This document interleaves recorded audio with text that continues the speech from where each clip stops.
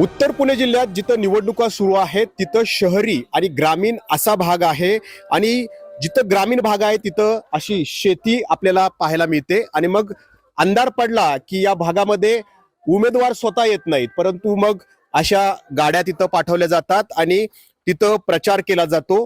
आता आपल्यासोबत इथले मतदार आहेत जे अतिशय भयभीत आहेत, कारण इथं बिबट्याची दहशत आहे। काय उमेदवार येतात का तुमच्याकडे आणि कुठल्या वेळेत येतात?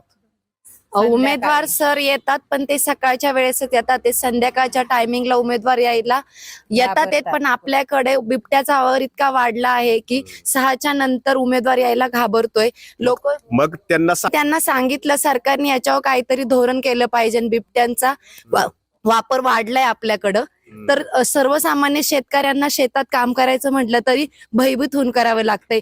लहान मुलांना खेळता सुद्धा येत नाही, का तर घरातली मोठी माणसं म्हणतात की बिबट्या येईन बिबट्या येईन, त्यामुळे आम्हाला त्या मुलांना सुद्धा खेळून देता येत नाही। या बिबट्यांना, नरभक्षक बिबट्यांना गोळ्या घालण्याचं आश्वासन दिलं। इतकंच नव्हे तर इथले बिबटे गुजरातला स्थलांतरित करू, वेळ पडल्यास या बिबट्यांची नसबंदी करू अशी आश्वासनही या ठिकाणी दिली, मात्र त्याची प्रभावी अंमलबजावणी काही होताना दिसत नाहीये। त्यामुळेच उत्तर पुणे भागातल्या निवडणुकांच्या प्रचारात हा मुद्दा केंद्रस्थानी आहे आणि याच प्रचारादरम्यान हे भयान वास्तव एबीपी माझानं समोर आणलंय। अपेक्षा आहे की सरकार जागं होईल आणि हा परिसर बिबटमुक्त करेल।